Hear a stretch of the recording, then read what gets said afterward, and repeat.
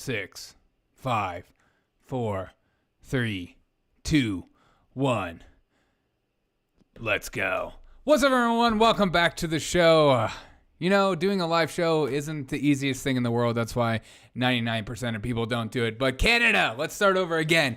Canada continues to heat up as Canada orders freeze on 34 cryptocurrency accounts connected to the Freedom Convoy, and some people are calling that a good thing or totally not fascistic in any way. Freezing people's bank accounts and keeping them alive essentially in the dead of winter as back and forth in Trudeau. We'll go over what's going on in the parliament. Also, Saki and the Russian war efforts that seem to be being pushed, and Hillary Clinton's in the news, and much, much more. But let's get into it on the Derek O'Shea Show. Welcome to the Derek O'Shea Show, where we discuss culture, news, politics, and more. Sit back, relax, and I hope you enjoy the show. Be sure to tell your friends and family about the revolution.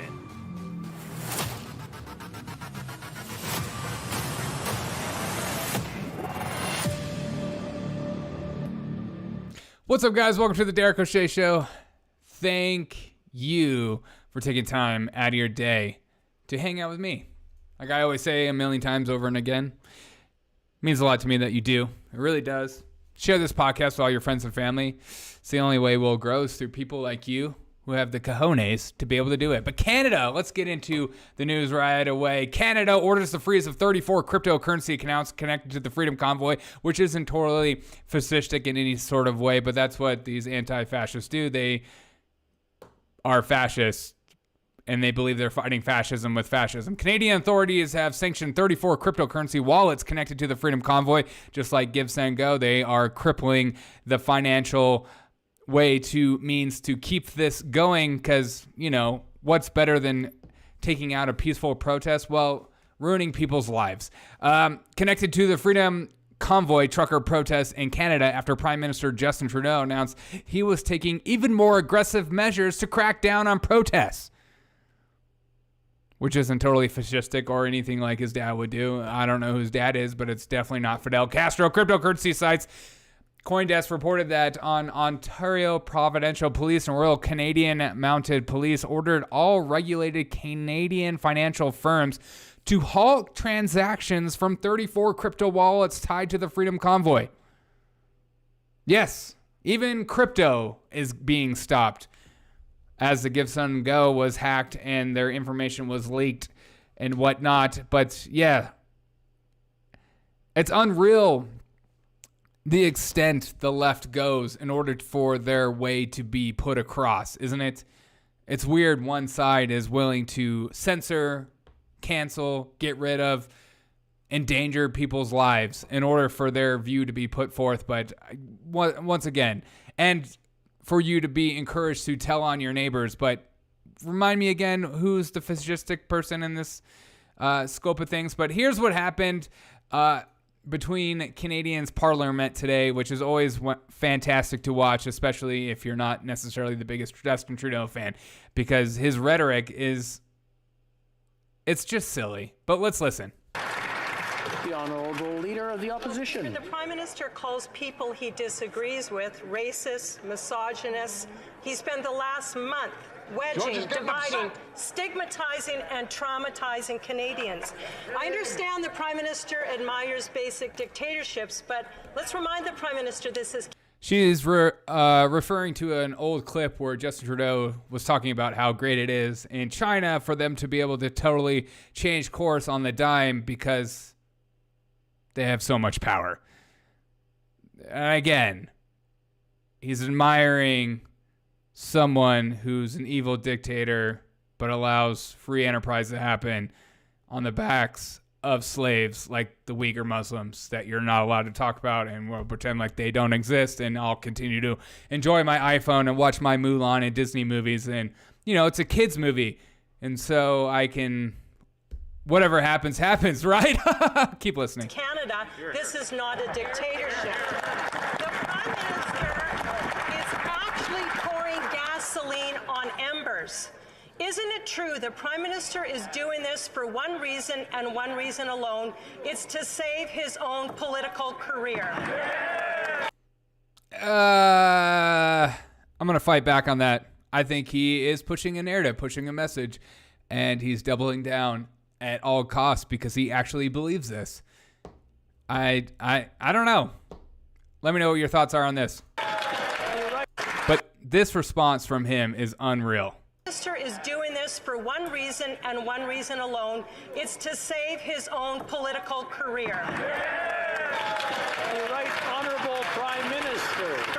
Simply can't have it both ways. They spent weeks complaining that we weren't doing enough to restore order in this country, and now when we move forward to give people the tools they need. I'm going to have to interrupt the I love when somebody just stops talking. the right honorable Prime Minister. I've been getting emails from people who are watching us at home, and they're pretty ashamed of their parliament because of the shouting that goes on. One person brought something up. They said, well, all the shouting happens at the beginning. Why not start with the end questions? If this continues at the beginning, I'm going to the last question, turn my list upside down, and we'll start at the end. The Honourable Prime Minister. I'll tell you why people are shouting. It's because when you tell people things like this, and again, this is a Jewish MP, Melissa Latzman, listen to Justin Trudeau's response to her. Should be very telling of what he believes.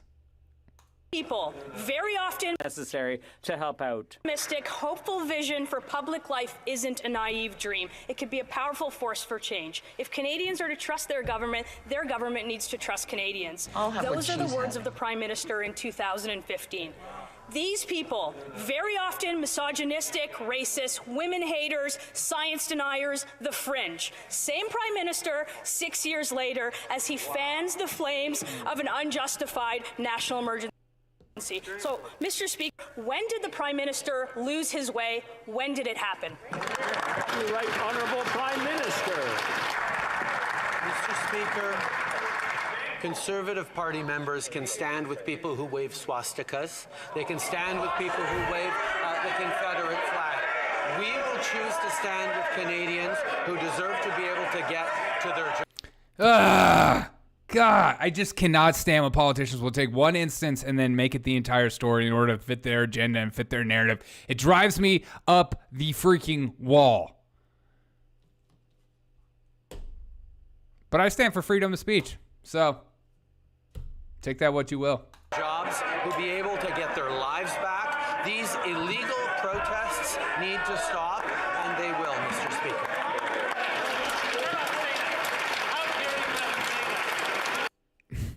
He just literally told a Jewish MP that she stands with people that wave a Confederate flag and a Nazi swastika flag. That's just the most ridiculous thing. Again, no one has found out who this person is. Brought that one flag to the entire protest that the media took on. Was it somebody that worked with the media? I don't freaking know. No one knows. People are still trying to find out. But, that's what the whole story becomes apart, and then people have like an agenda, and it fits their narrative, and it fits their category, and therefore they can remain in their delusion.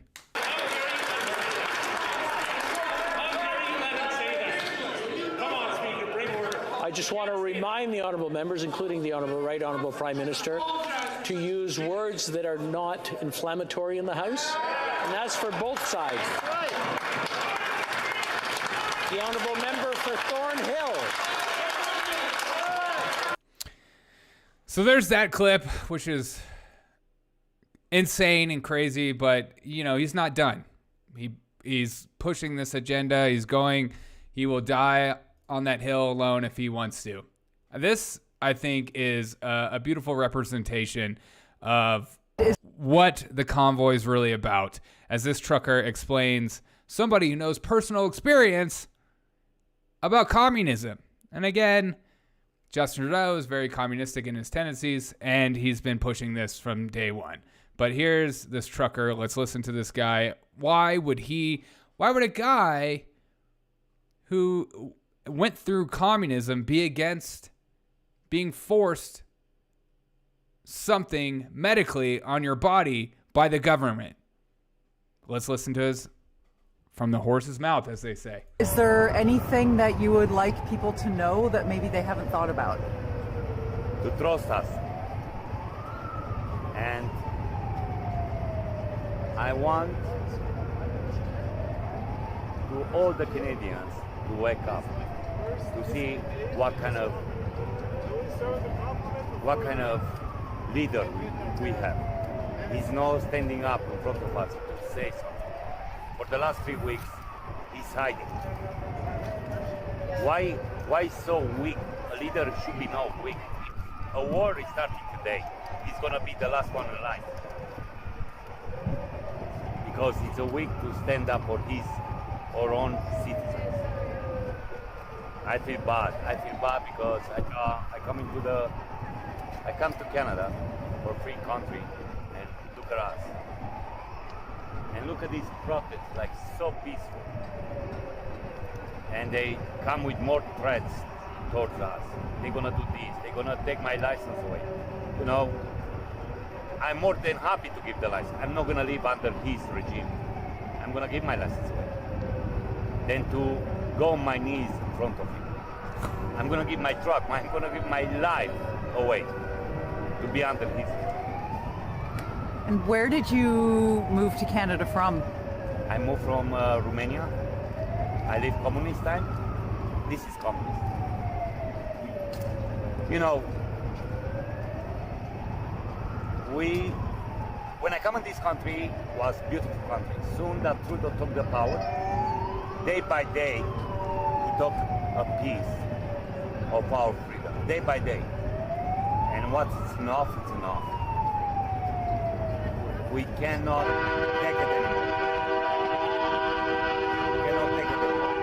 Listen to that guy. You could take my freedoms, you could take my license, you could take the means in which I make money, you could do whatever you want. I'm standing for what I believe in because freedom is more important than my safety. It's more important than my comfortability. That is somebody I would follow. I am so tired of people not being willing to do stuff like this. This guy freaking fires me up, and he should fire you up because this guy knows what it's like to come from a communistic country to wanting to be free. I wish he could be granted asylum into our country so that he could live free, but I digress. So that is the update on the trucker situation as cryptocurrencies. They are just going after finances, or they're doxing these people. They're outing these people. They're trying to get them fired, et cetera, et cetera. These peaceful protesters who are just sitting in the streets, blockading, whatever, as we had an entire summer of the complete opposite of what a peaceful protest is supposed to look like. But I digress because, you know, they don't fit the narrative. They don't follow the regime. They're not following the elitists. They're not part of this communistic push of power to not have freedom because, again, they constantly want to take freedoms away from you. And that is always what my podcast is about, is reclaiming freedom, because freedom is more important than anything on earth for us to live happy lives. Yes, you will give up a lot of safety and uncomfortability, but freedom is worth it in the end, always. Let's go on to the next story because, well, it's just telling to what's going on in the world. As we get more into censorship, YouTube, the internet, this communistic push, this controlling information, making sure you speak rightly, right speech, whatever words you want to use. Here is the CEO of YouTube talking about censorship and how it should be addressed in one of today's segments. Let's listen to it. As always, I say, let's listen to it out of the horse's mouth. You crazy as hell. I know I am. Let's listen. Our recommendation, if governments want to have more control over online speech, is to pass laws, to have that be very cleanly and clearly defined such that we can implement it. There are times that we see the laws being implemented or being suggested that they're not necessarily clean or possible for us to cleanly interpret them. And we've also seen sometimes there's laws passed just for the internet as opposed to for all speech. And I do think that's a dangerous area when we start to get in and say, oh, sure, you could say something like this in a magazine or on TV, but you can't say it on the internet. These people want censorship. They want rules because they don't know how to censor correctly. They censor one side. They'll get rid of Trump on Twitter, but they'll allow the Al-Qaeda, Taliban on Twitter. They don't know how to address this situation. And so instead of just allowing freedom of speech and making their platform one an incredible place of where great ideas and great philosophies and great cultures and people's worldviews and point of views coming together with different ideas to help one another out. Also, with that comes tearing down one another and all that kind of crap. That you're going to deal with the people who are just trying to tear away stuff. But the great thing of what the internet was at the beginning, at least, was that all the people from all these nations, all these different trains of thoughts came together and we became better people from it. And we grew faster than we ever grown technologically because of it. And they want to censor, because once you develop power, once you get a taste of the power, once you feel the power of taking down someone like a Joe Rogan, they want more of that. They don't want to stop with just, I'll just, if you say this word, I'll take you down. They want to take down the big cats because they want to be looked to as our leaders, our gods, our pastors, our preachers. Give us the word, our daily bread, so that we can go about our daily life and learn from you, CEO of YouTube. God, let me know your thoughts on this, because I just think they are insane with the censorship. But again, there are people in the world that want censorship, and those people are weak-minded, period. Change my mind. Let's get into... time for a little Russia and Ukraine, as watch the State Department spokesman walk back a little bit of these claims, because as you and I remember, I thought today was World War III Day, hashtag D-Day, or whatever day you want to call it. I thought today was going to be the day that Russia was going to go after. Are you confused about what the narrative is? Are you confused about, is it Russia actually going to attack? Is Ukraine going to do anything? Are we doing anything? This is what happens when you let propaganda infiltrate our journalism. We don't even know, because we are trying to swift in search for the real information, because nothing seems real anymore. But let's listen to our great and powerful State Department spokesman. You say that Putin could obviously order an attack at any moment, but I just wonder, vis-a-vis the specific date that was put out for today and an attack didn't materialize, does that mean that specific piece of intelligence was wrong? No, it doesn't.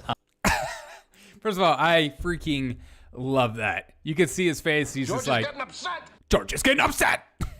He just looks, he's like, how dare you ask me this freaking question, you son of a gun. Let's keep listening. First of all, I don't think you've heard us from any podium point to a specific day of an invasion. There it is. You heard wrong. You didn't read that anywhere. I know we alluded to it. We talked about it and stuff like that. This is what you heard. You interpreted it wrong. It's not us. It's you. It's not me. It's you. I'm breaking up with you. You're not breaking up with me.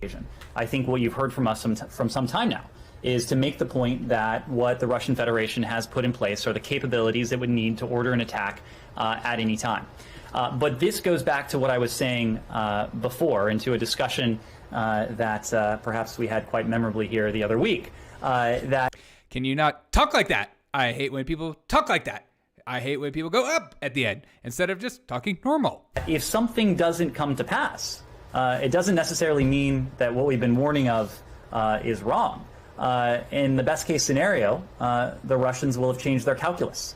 I can't say what has happened in this case. What I can say is that the Russians, over several weeks and in recent days, have put in place the assets, the troops, the material that they would need to undertake an attack against Ukraine at any moment. We've been in that window for some time now. We will be in that window for some time. Right. We're not pushing any of this ideology. We're not pushing this narrative or anything. This is your illusion, this delusion that you created. We're just reporting what we think is to be true. We don't want an actual war. That wouldn't be just fantastic for our economy or people that are supporting and propping up us. No biggie whatsoever. And then we get to our great and powerful Jen Psaki being asked the same question. So polite. Go ahead. Secretary of State Blinken today said that he has seen evidence that Vladimir Putin is actually moving critical military assets toward the border with Ukraine and not away from the border, as Putin has claimed. So does the administration believe that Putin is actually escalating this crisis in real time? Well, I think as Secretary Blinken also said, the Russian troops remain massed in a very threatening way at the border. And he was responding, I believe, to a good question about whether they were delivering. I'm Senator Blinken. I'm doing the best that I can. And on what they had promised yesterday. And the answer was no. There's what Russia says, and there's what Russia does, and we're watching very closely what steps they're taking, but they remain. Like you could say there's what America says and what America does, but I digress. Massed in a threatening way at the border. There has not yet been, to our awareness, an actual invasion. This date had been circled on the calendar as one that this administration, that other governments worldwide were watching very closely. What do you make of the fact that at this point, it is now darkness in that region, there hasn't been a military invasion? Well, Kristen, without getting into any intelligence or conversations we would have with allies or partners, what we had conveyed last week, and you heard Jake Sullivan convey very clearly, is that we were in the window. We remain in the window. Who's that doggy in the window? Ruff, ruff. Is there still as much hope for diplomacy today? Is there more hope? Where does that thinking stand? Of course, the door continues to be open to diplomacy. Secretary Blinken spoke with Foreign Minister Lavrov yesterday. Jake Sullivan. Blah, blah, blah, nothing. They don't know what's actually happening because they don't know what propaganda to push up right now. As I go to antiwar.com. Putin says Russia doesn't want war, ready to continue negotiations. On Tuesday, Russian President Vladimir Putin said Moscow doesn't want war and is prepared to continue negotiations with the United States and NATO on missile deployments and other security issues. We're ready to work further together. We're ready to go down to negotiations track. Is Russia wanting a war? Do Russia really want to send body bags back to their families and stuff like that? I don't think so. Over what? Over Ukraine? Really? We're going to have a massive war over Ukraine. Amid the heightened tensions over Ukraine, the U.S. and Russia have maintained close contact. In response to Russia's security proposals, the U.S. presented Moscow with serious offers for arms control. One of Putin's main concerns is that U.S. and NATO might try to deploy missiles to Ukraine that target Russian territory. In a speech on Tuesday, President Biden reaffirmed that there are no plans to do so. Neither of the United States or NATO have missiles in Ukraine. We do not have plans to put them there as well. Let me know your thoughts on this whole Ukraine-Russia situation because it's just here because this is what I believe. This is kind of my thought process. This responsible statecraft. We won't get fooled again. Gen Z all done with old rationales for war. And I think a lot of us are. We're just done listening to you. Weapons of mass destruction, there's this, there's that. We have to go to war. We have to be in this situation. We have to worry about what's going on as there's still a war in Yemen and stuff like that. We have to. Why? We're done. We have inflation like never before. That is just astronomical. Our government is spending like insane amount of money. We have a housing epidemic. We're still in COVID information. What's right? What's wrong? I don't know. You don't know. Mandates are still, people in New York just got fired from their job for not following through on a vaccine mandate. There's just so much unrest in this country. And you want us to go and fight somebody else's war? Let me know your thoughts. That's just insane. Okay, let's go to the next story. Because this, I think, is freaking hilarious. Jen Psaki today was asked again about gas prices like they actually freaking care. Because you and I both know they don't care at all. They just don't. Day one, what did Biden do to the pipeline? I digress. Oil prices are nearing $100 a barrel. It's a milestone that hasn't been reached since 2014. What steps is the administration taking at this point to deal with high oil prices? Have you been talking to allies about a coordinated global release of oil? We have been in touch with allies and partners, suppliers out there on the global stage for weeks now. There's nothing we can do. It's all these it's OPEC, it's Russia, it's all the other people. There's nothing we can do. There's just nothing, but we're going to do everything because we care about the American people. As the media says, no one is more empathetic than Biden on you and your life, period. That's the end of story. I digress, and I'm done. In preparation for a range of impacts of, in anticipation of an invasion or actually an impact of an invasion, both for natural gas.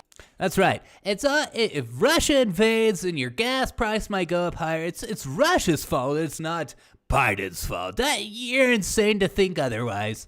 And oil prices on the market.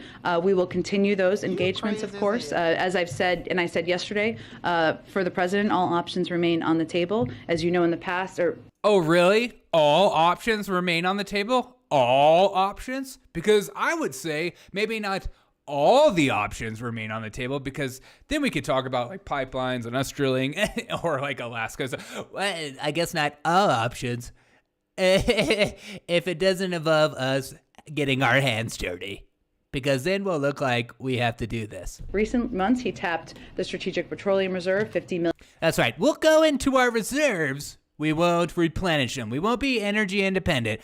That's never happened in our lifetime. Trump never did that. That's a total lie. It's fake news. Million barrels. Those have been released over the course, or 40 million of them, I think, to date, have been released over the course of time. We also remain, of course, engaged with Congress and countries around. Look how pompous she is. Just how dare you ask me this question? What are you, insane? Let's listen to one of the silliest senators. He just tickles my pickle. If many Americans won the lottery tomorrow, the first thing they would do is fill up their gas tank. That's just so silly, but I love it. That is not the first thing. If I won the lottery, I'll do two chicks at the same time, man. I just say, he's so silly, but I love it. I absolutely love it, and I cherish and adore him like a human being he deserves to be. But he's right. Gas is outrageous, out of control, but this administration, like I've said since day one, does not care about the gas price. They want it to go up higher because we're all supposed to be on electric. We're all going to just get all these people to mine electric, all these batteries for us that eventually die out because it's totally not crazy to just be energy independent and have people that just want to have electric cars and then people that want to have gas powered cars. We have to, everyone has to be the same. Everyone has to be followed these orders. Everyone has to be dictated how to live and what their freedoms look like. We can't just be free. That's insane to think about. All right, next story. Here we go. This one is a spicy meatball. Hillary Clinton reacts to the Durham filing, says Trump Fox News desperately spinning up a fake scandal. As Jimmy Kimmel says, meanwhile, Trump's terrible kids are making the rounds. Trump's absolutely terrible kids. What about Biden's kids? What? Oh, they're perfect. One's an artist, actually. Desperately trying to protect the golden goose. Last night, Eric took time out of his busy schedule to promote this made-up Hillary Clinton spying case they're now pumping into the Fox News viewers' soft oatmeal-like brain. Oh, if you listen to Fox News, you have a soft oatmeal brain. He listens to Joy Reid.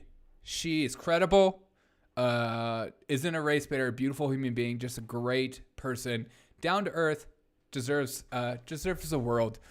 Former Secretary Hillary Clinton reacted to special counsel John Durham's latest filing, criticizing former President Donald Trump. Fox News for desperately spinning the fake scandal, distract from the real ones.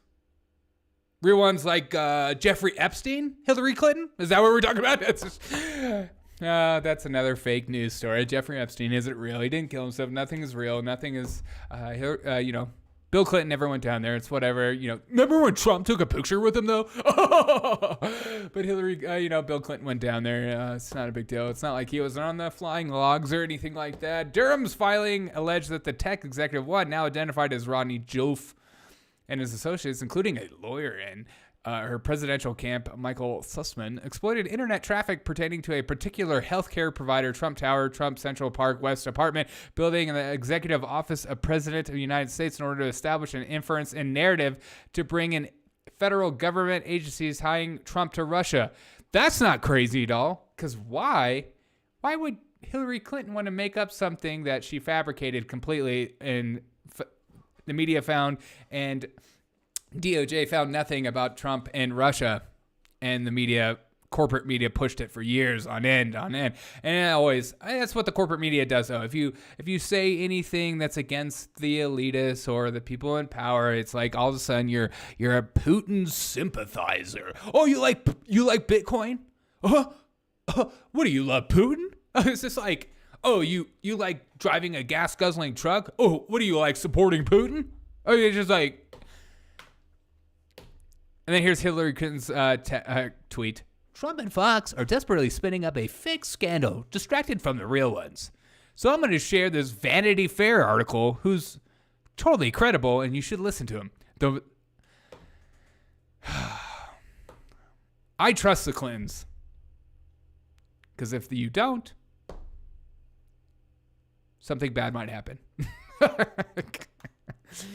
Okay. I mean, dude, who takes this guy seriously? But let's finish up today's news with this. Today's finishing news is NYC mayor. I'm so sick of when people are critiqued, they immediately jump on the race card. NYC mayor claims that media is giving him negative press because he's black. Quote, I'm a black man. That's the mayor, but my story is being interpreted by people who don't look like me. That's right. If you interpret, you critique, or you read in, or you read a speech and you have negative views on him, and you look like someone that looks like me, your opinion, your views are not credited here.